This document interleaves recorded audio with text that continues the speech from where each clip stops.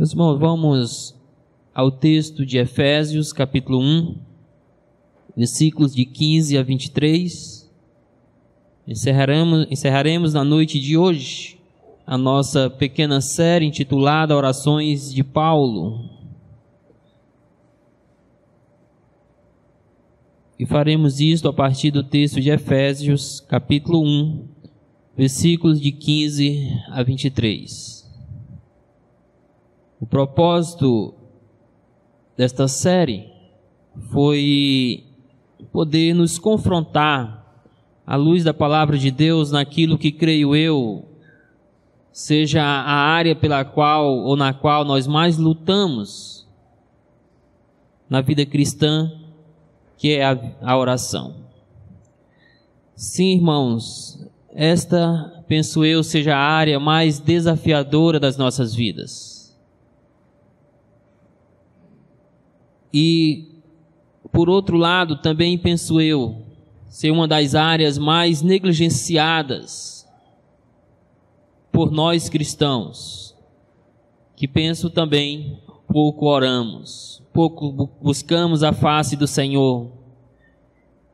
E em muitos casos, quando o fazemos, ainda fazemos por motivações e propósitos errados. Então esta série veio para confrontar a nossa prática de oração, ou a falta dela.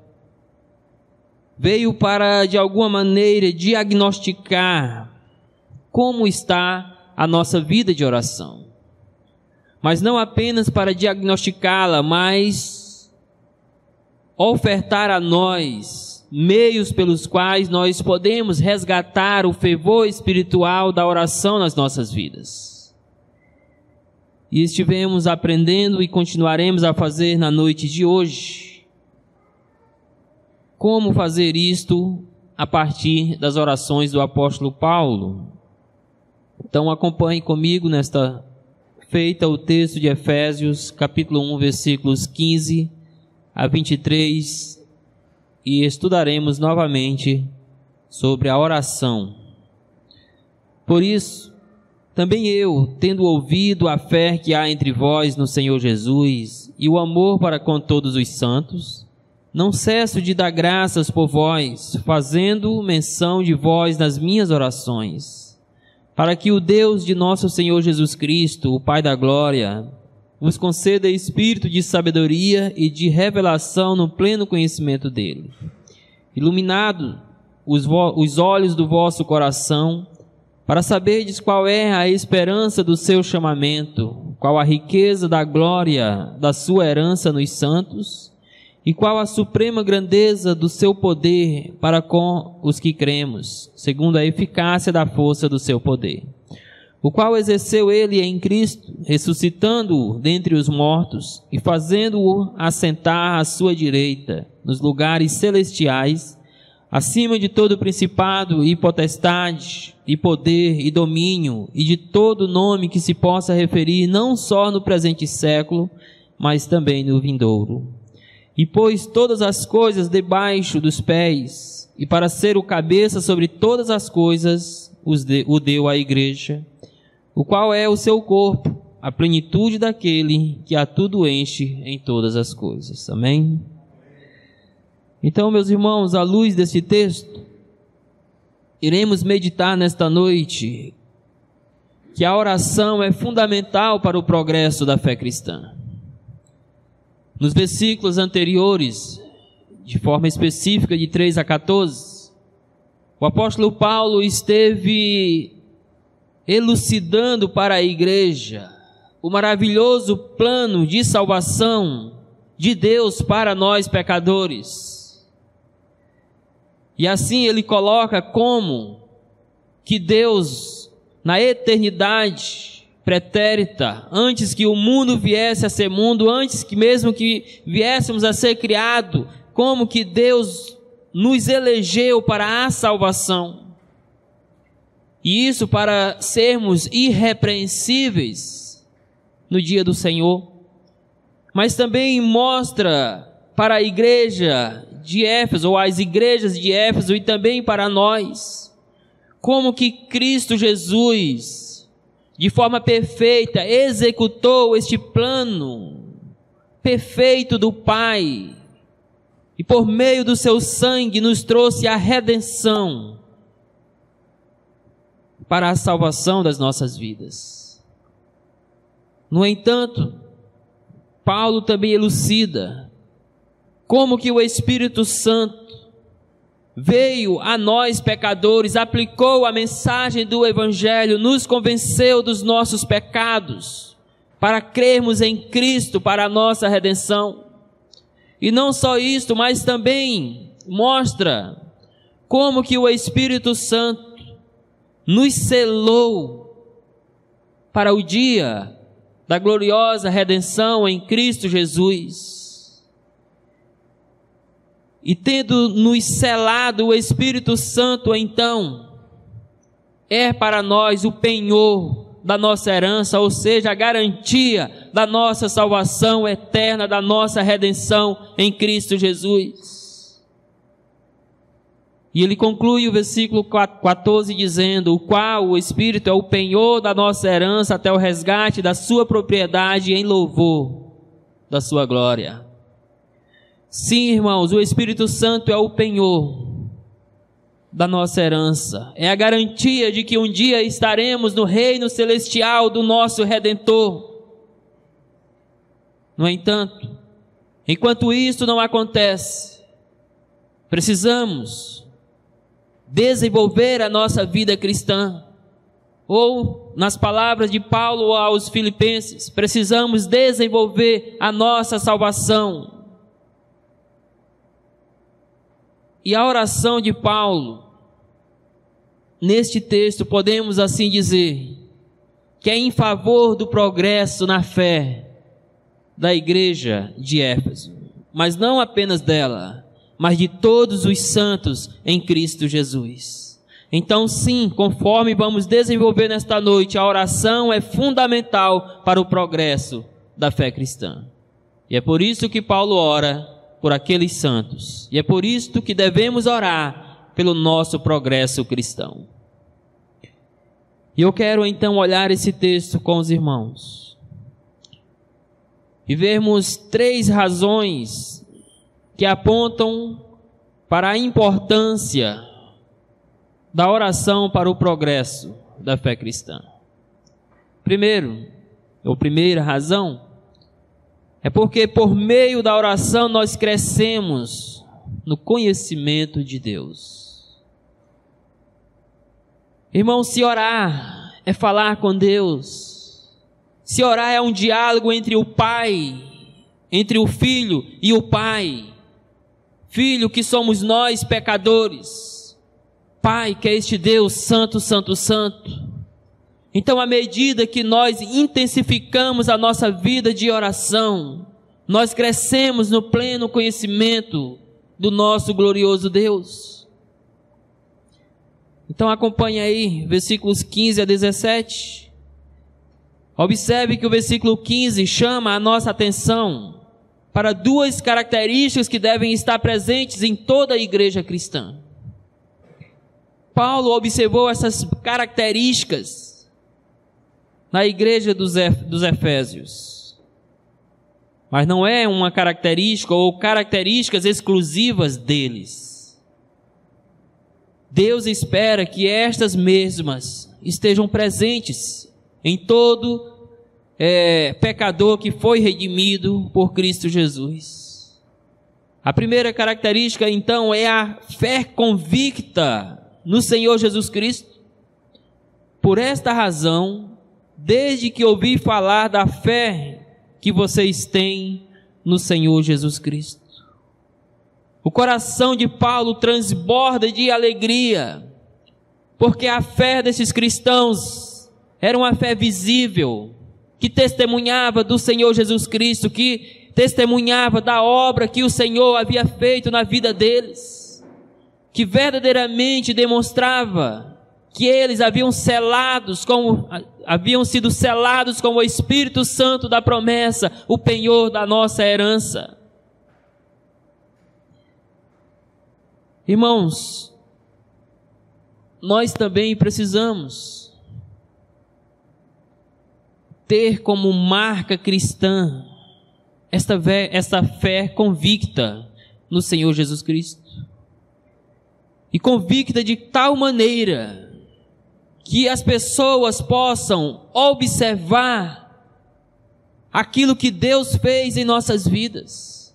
Que esta fé possa ser uma fé visível, uma fé testemunhada por outros.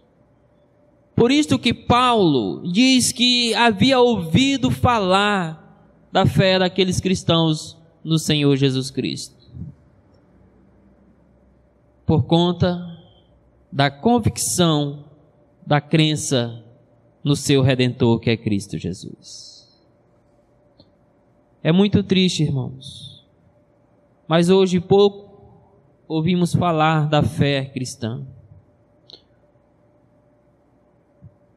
Será se alguém pode falar da sua fé em Cristo Jesus de tal maneira que isto venha se tornar um testemunho público de que você crê em Cristo como seu Redentor? Será se a sua fé está sendo visível a tal ponto das pessoas observarem Cristo em sua vida?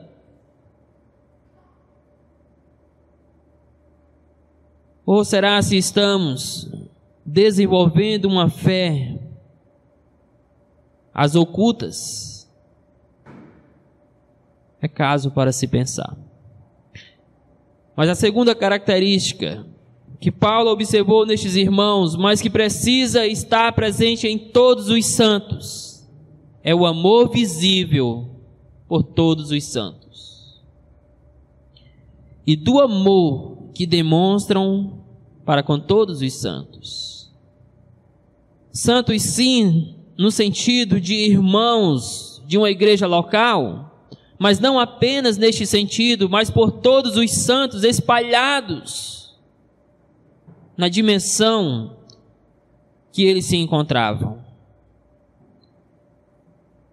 Meus queridos irmãos, não é sem razão que o apóstolo João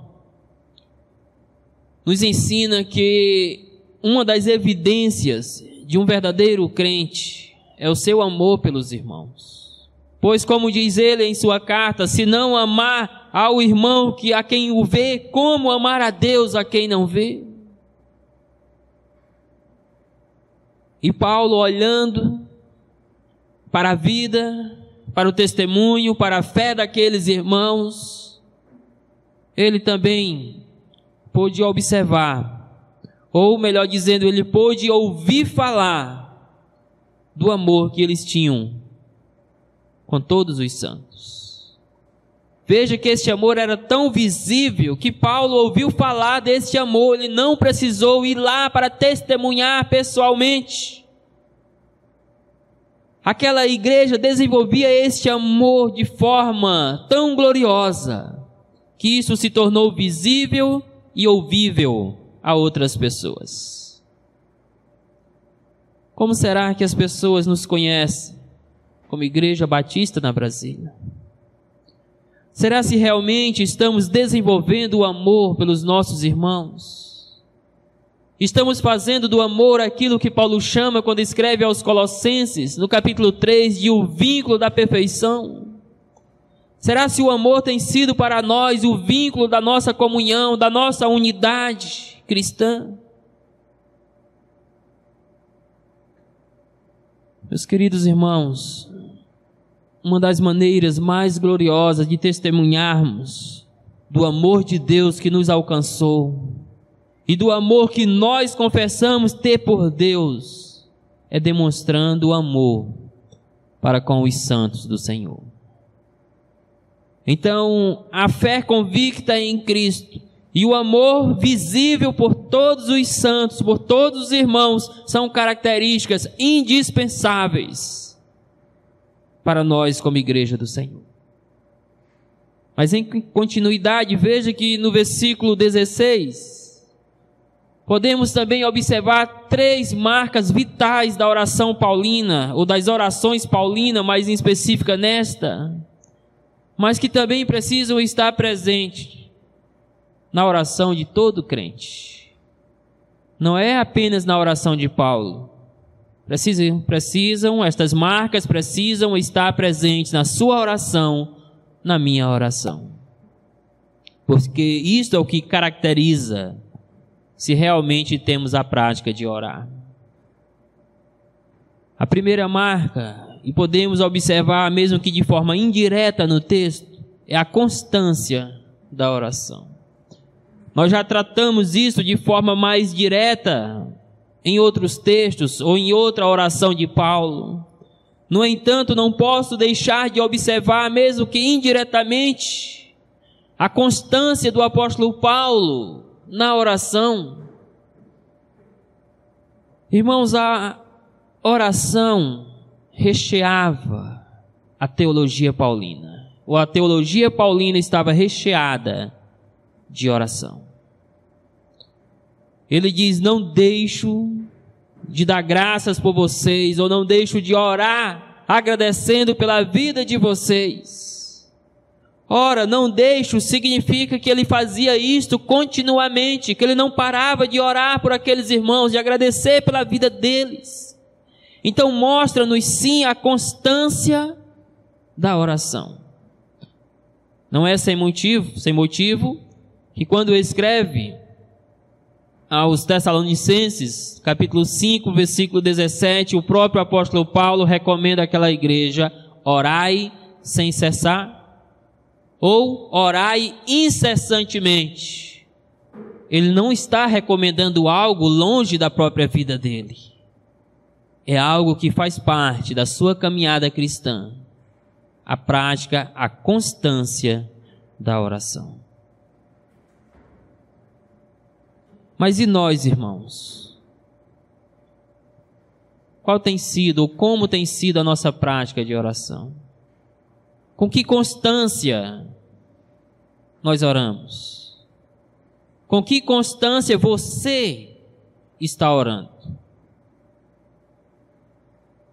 Talvez, se tivéssemos que ouvir algumas respostas, isso traria vergonha para muitos. Porque, lamentavelmente, a constância da oração não se faz presente na vida de muitos. Mas a segunda marca das orações paulinas, mas que também precisa estar em nós, é a gratidão a Deus pelos feitos na salvação dos perdidos e na vida da igreja. Como diz ele: não deixo de dar graças por vocês. Sim, irmãos, graças por aqueles irmãos terem sido alcançados por Cristo Jesus, por terem sido eleitos para a redenção em Cristo. Graça por aqueles irmãos terem sido chamados para viver de forma irrepreensível no Senhor Jesus Cristo. Graças porque outrora perdidos nos seus pecados, agora eles foram chamados por Cristo, integravam a igreja do Senhor Jesus Cristo e viviam edificados no Senhor, testemunhando da sua fé, amando uns aos outros para a glória de Deus. A gratidão ou ação de graças é algo nitidamente presente em todas as orações de Paulo. Este homem sabia verdadeiramente agradecer ao Senhor pelas suas ações na vida dos pecadores, na vida da igreja de Cristo Jesus. Mas nos dias de hoje, que pouco oramos, e o pouco que oramos, só nos lembramos de pedir e continuar pedindo. Por isso que muitas vezes as nossas orações são circunstanciais, porque quando julgamos não está necessitando de nada, erroneamente julgamos isto, logo não temos nada para pedir ao Senhor, então não oramos. Mas quando você está lutando com a enfermidade, lutando por uma crise, quando você está desempregado, logo você se lembra de orar, de pedir e continuar pedindo ao Senhor. Mas quantas vezes você lembra-se de orar dando graças a Deus pelo que Ele fez na sua vida, mas não apenas na sua vida, mas na vida de outros, na vida dos irmãos, na vida dos seus familiares. A gratidão necessita estar presente nas nossas orações, porque é o reconhecimento do quanto Deus misericordiosamente fez pelas nossas vidas, fez e faz pela vida da sua igreja. Por isso Paulo diz: não deixo de dar graças por vocês. Mas a terceira marca desta oração, ou das orações de Paulo, é a intercessão em favor dos santos. Menciono-os em minhas orações. Ou seja, Paulo especificava as necessidades daquela igreja, daqueles irmãos, diante do Senhor. Ele clamava, suplicava a Deus em favor daqueles irmãos, daquela igreja. Agora eu pergunto, qual foi a última vez que você suplicou a misericórdia, a compaixão, a graça de Deus na vida da nossa igreja?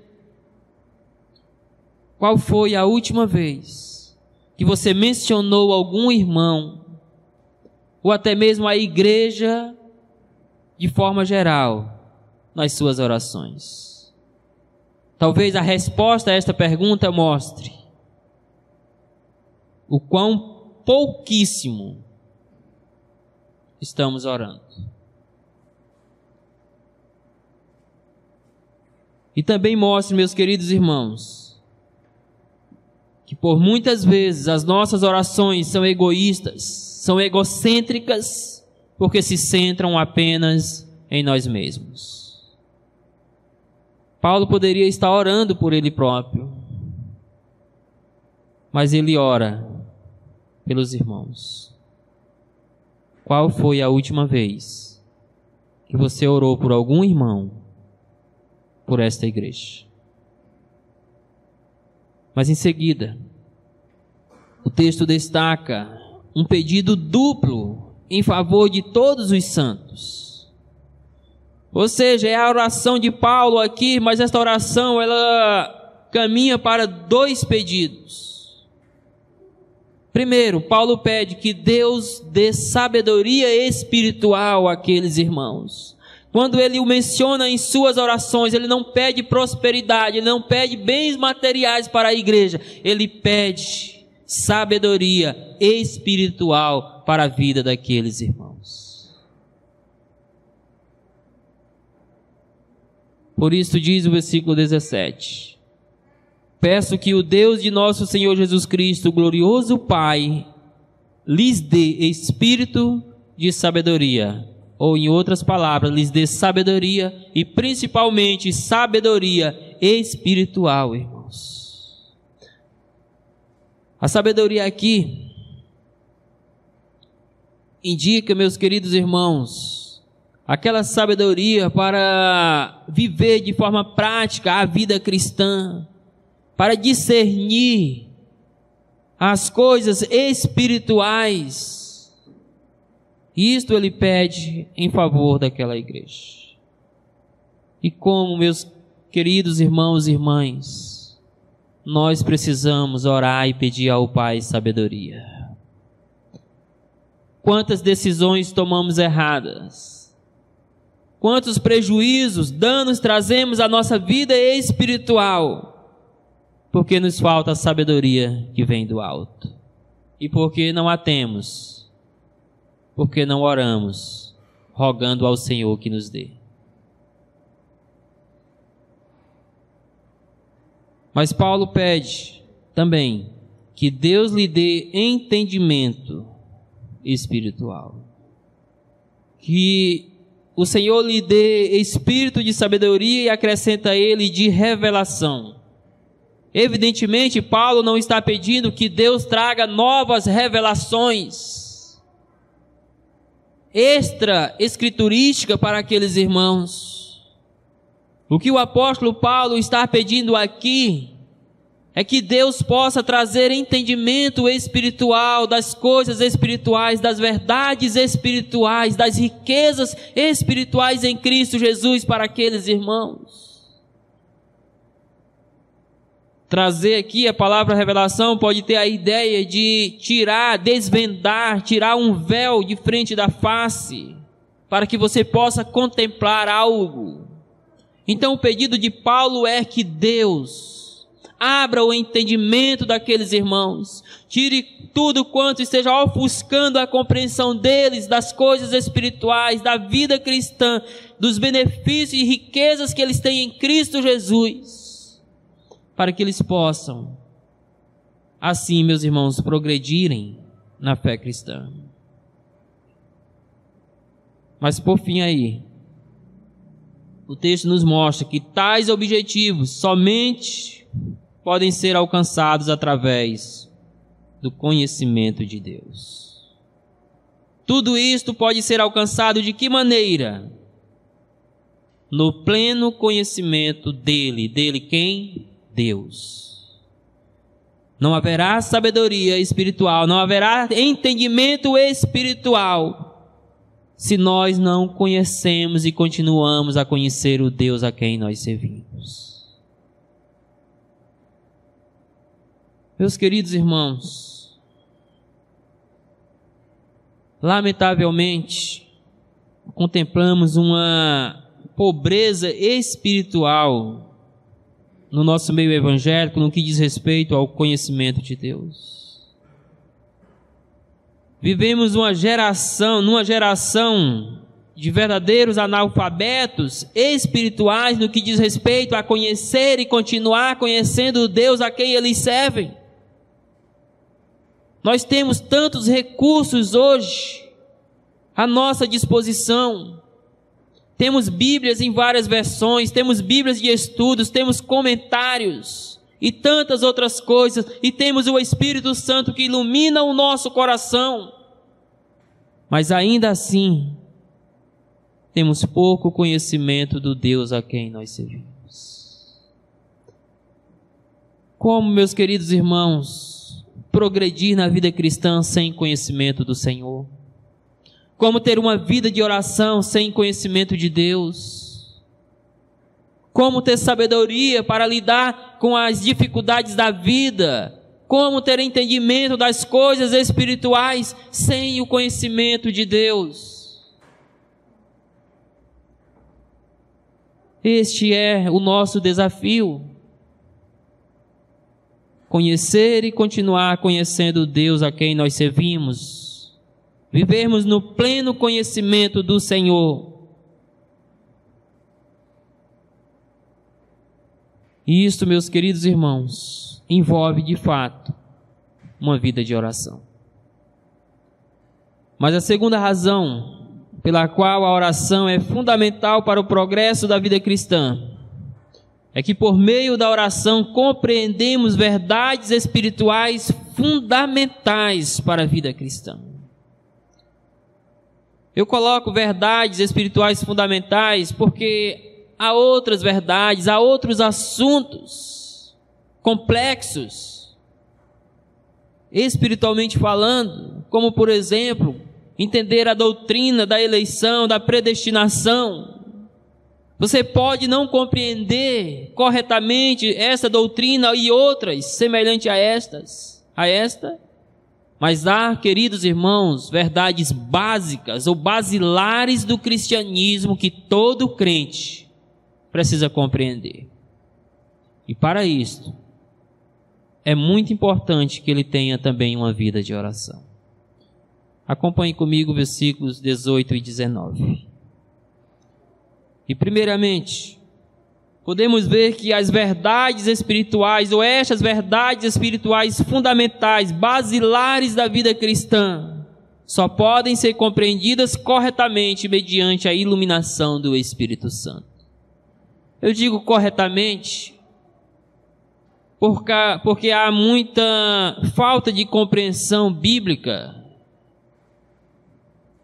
das verdades espirituais ou de algumas verdades espirituais em nossos dias.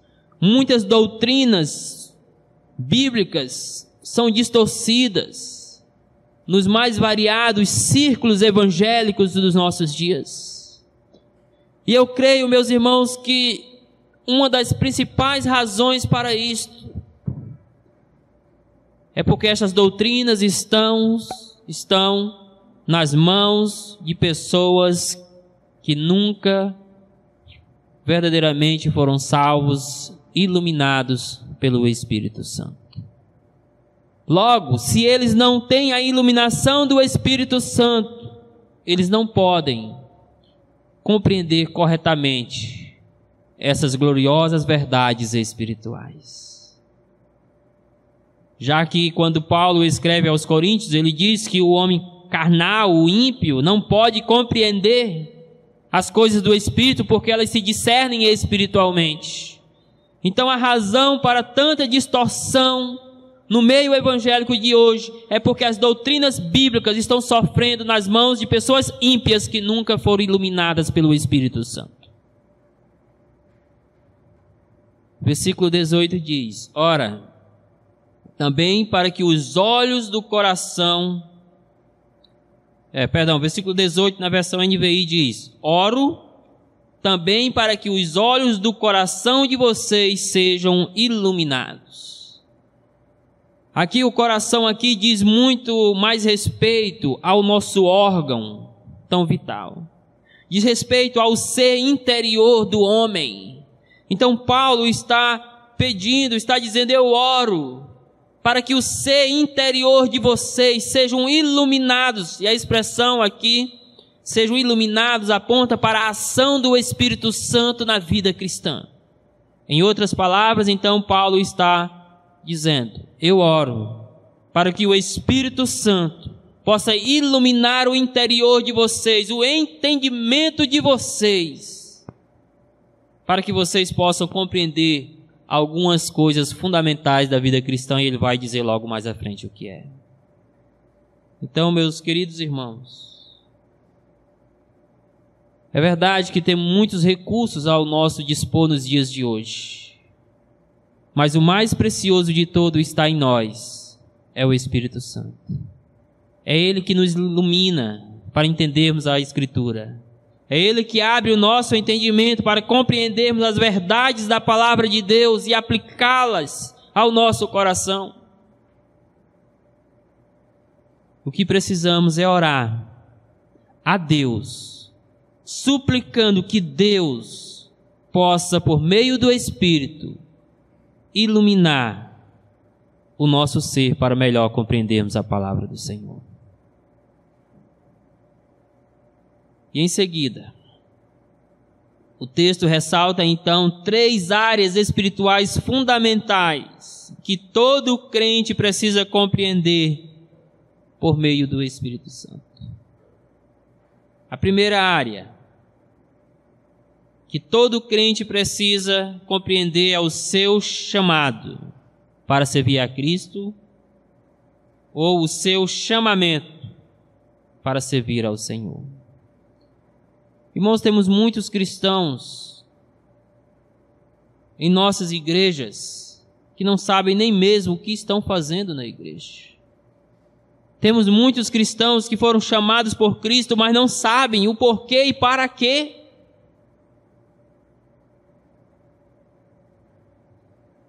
Paulo ora para que uma vez iluminados pelo Espírito Santo, aqueles irmãos conheçam a esperança para a qual Ele os chamou.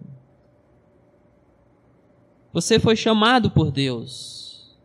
Você foi eleito, foi chamado, você foi justificado, você será glorificado em Cristo. E você precisa compreender adequadamente esta verdade.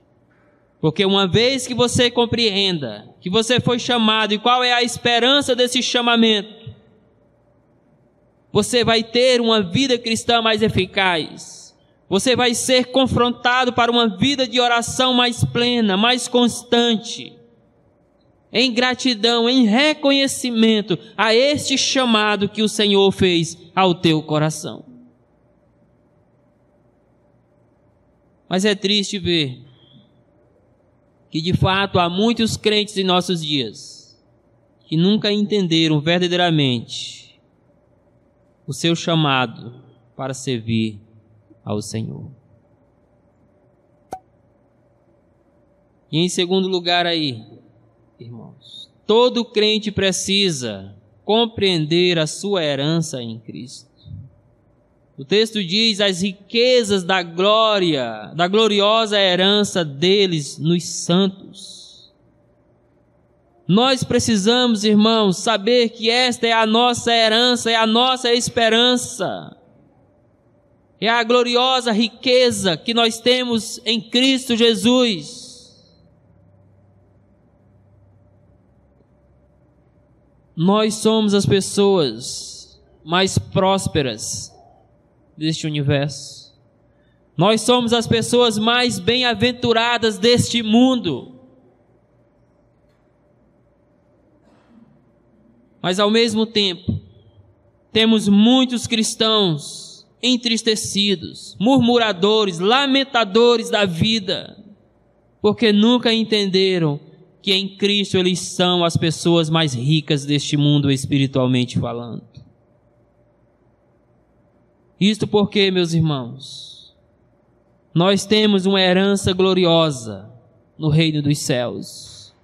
Nós temos uma morada eterna que nos espera diante da gloriosa presença de Deus. Todo crente precisa compreender isto e precisa viver de acordo com isto.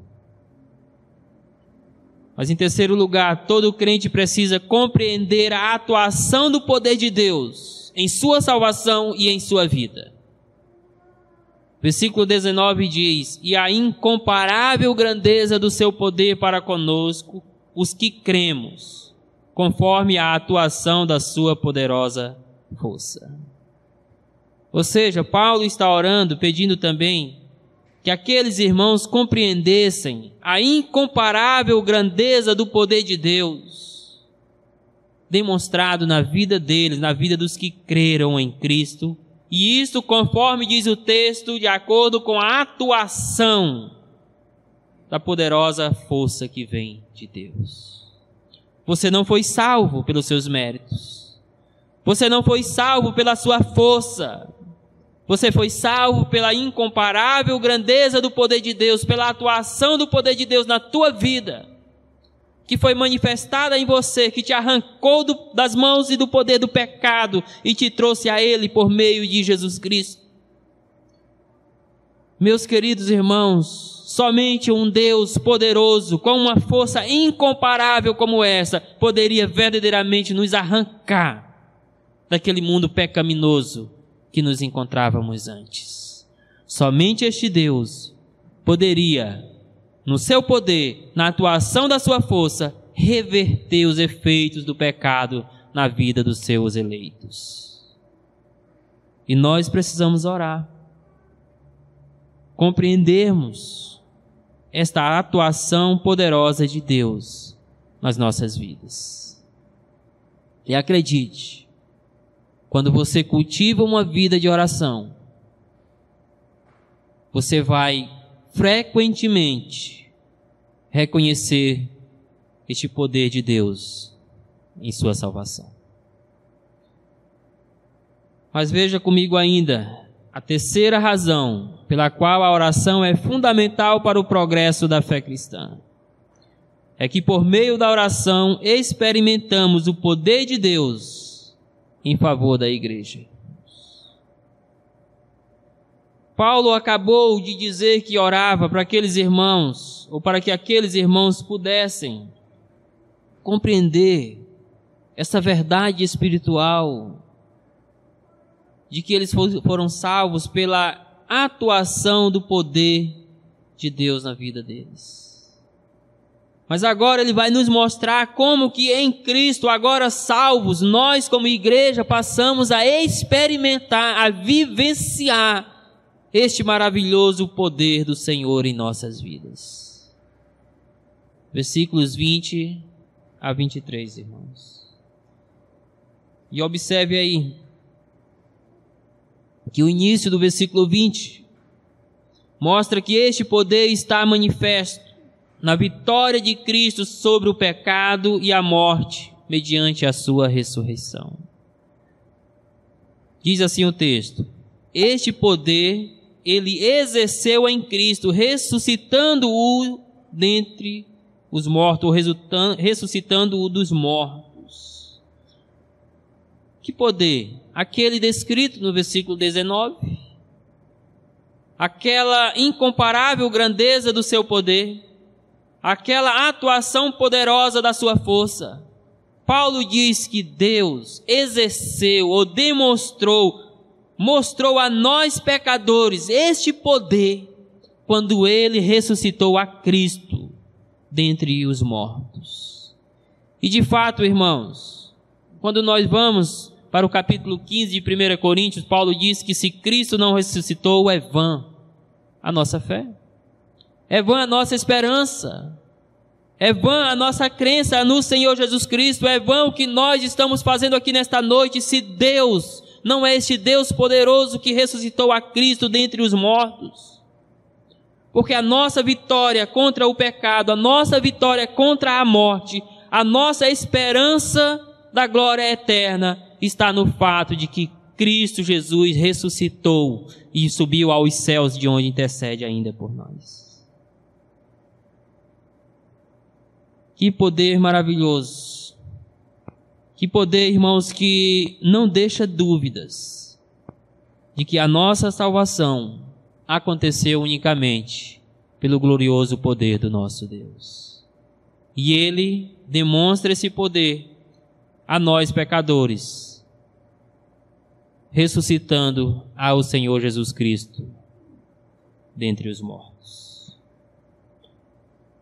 Mas em seguida, veja que este poder está também manifestado na autoridade ou também domínio que Jesus exerce sobre todo o universo, sobre toda a criação, para ser mais próprio. Uma vez que Deus o ressuscitou dentre os mortos, o que o Senhor fez para mostrar ainda o quanto Ele é poderoso? Diz o texto: fez-o assentar-se à sua direita nas regiões celestiais, muito acima de todo governo e toda autoridade. Não há nenhum governo, não há nenhuma autoridade que tenha mais domínio e poder e autoridade do que o nosso Senhor Jesus Cristo. E a expressão assentar-se à sua direita traz a ideia ou denota para nós a autoridade que Cristo está exercendo nos dias de hoje e exercerá para todo o sempre. E esta autoridade não apenas nas regiões celestiais, mas também em todo o universo. A autoridade de Cristo está acima de todo o governo, de toda a autoridade. Ele tem poder e domínio sobre todas as coisas. E de todo o nome que se possa mencionar, não apenas nesta era, mas também na que há de vir. Então, meus queridos irmãos, este Deus que é poderoso, ressuscitou a Cristo dentre os mortos, e deu ao Filho todo o poder, toda a autoridade, todo o domínio sobre os céus e a terra. Logo, não há nada que tenha mais poder do que Cristo. Não há nenhum nome que seja superior ao do nosso Redentor, o Senhor Jesus Cristo. E é com este poder, é com esta autoridade, que o Senhor Jesus Cristo cuida da sua igreja. Que o Senhor Jesus Cristo tem uma relação próxima com a sua igreja, com as suas ovelhas. É por isso, meus irmãos, que verdadeiramente, como diz o hino que cantamos agora há pouco, nós podemos descansar no poder de Deus, mesmo em todas as circunstâncias. Mas nós vemos ainda que esse poder está manifestado na relação de Cristo com a sua igreja. não apenas na relação que o Senhor Jesus Cristo tem com toda a criação, e de fato nós também fazemos parte dela, mas de forma bem particular, este poder de Deus está manifestado na relação do Senhor Jesus Cristo com a sua igreja, que somos nós. Porque uma vez que Deus o ressuscitou, o fez assentar aos céus, lhe deu autoridade sobre todo o governo, sobre toda a autoridade, sobre todo o poder, sobre todo o nome que possa se mencionar em todos os tempos.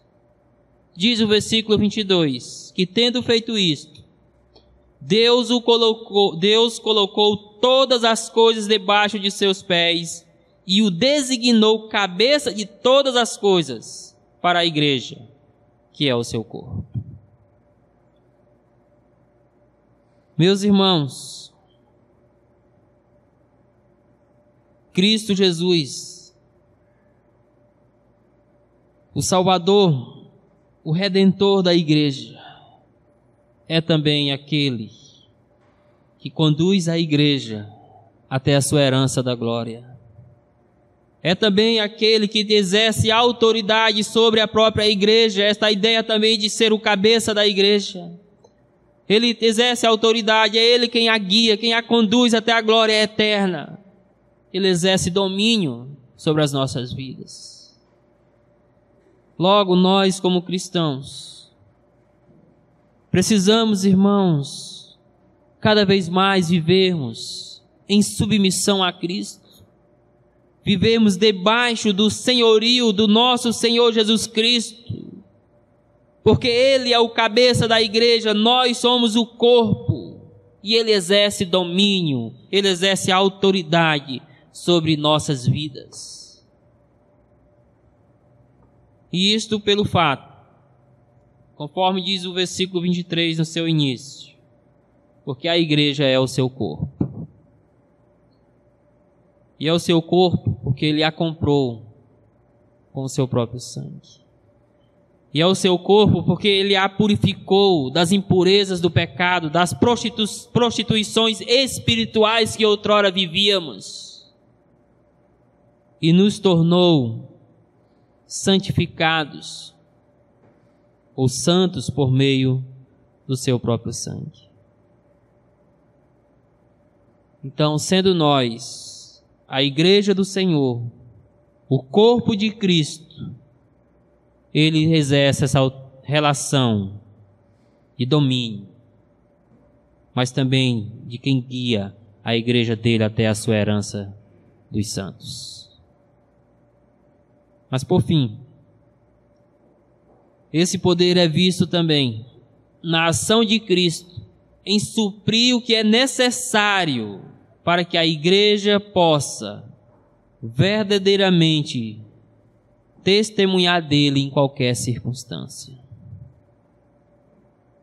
O versículo 23 diz assim, que é o seu corpo, a plenitude daquele que enche todas as coisas em toda e qualquer circunstância. Irmãos, há uma discussão neste versículo. Alguns dizem que a igreja é a plenitude de Cristo, ou seja, é aquele que completa a Cristo. E vão, por exemplo, usar o argumento de que se Ele é o cabeça e nós somos o corpo, e o corpo precisa estar unido à cabeça, então o corpo complementa a cabeça. Vão dizer ainda que se Ele é o noivo e nós somos a noiva, então a igreja completa o noivo. Mas eu creio que já há plenitude em Cristo, que já há perfeição em Cristo Jesus. Então eu acredito que de fato o texto está dizendo que Cristo enche a igreja com a plenitude dele em toda e qualquer circunstância. E Ele faz isto no objetivo de que a igreja possa mostrar ao mundo o poder de Cristo, para que a igreja possa mostrar ao mundo que ela está cheia da plenitude de Cristo na vida dela, e assim evidentemente testemunhar do Senhor Jesus Cristo em toda e qualquer circunstância.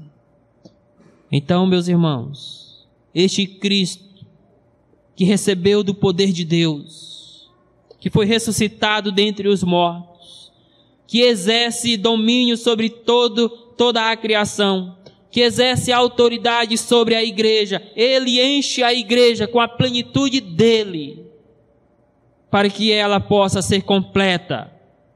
E assim, meus queridos, em toda e qualquer circunstância, possa viver e apontar para o poder de Cristo nela. Verdades como estas, ou um poder tão glorioso como este, é experimentado por nós cristãos, por meio da oração. Quando nós oramos, nós experimentamos do poder de Deus. Quando nós oramos, o nosso coração é elevado a contemplar este poder glorioso de Deus. Quando nós oramos, nós estamos sendo preenchidos de toda a plenitude de Deus por Cristo Jesus, para em toda e qualquer circunstância mostrar que Cristo está em nós.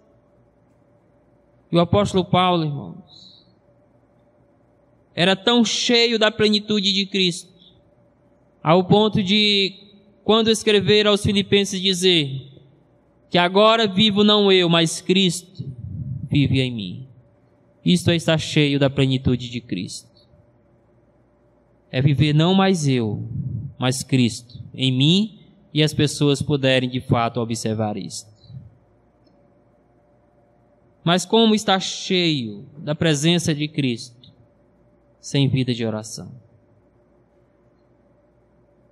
Por isso fica o nosso desafio na conclusão desta série, as orações de Paulo. Que você possa de fato diagnosticar os obstáculos que lhe impedem de orar. Que você possa diagnosticar as deficiências da sua vida de oração. E possa orar para que você possa continuar orando. Que Deus nos abençoe em Cristo. E aí, espero que você tenha gostado desse vídeo que você acabou de assistir. Não se esqueça de dar seu joinha, seu like, compartilhar esse vídeo e se inscrever no nosso canal e ativar o sininho.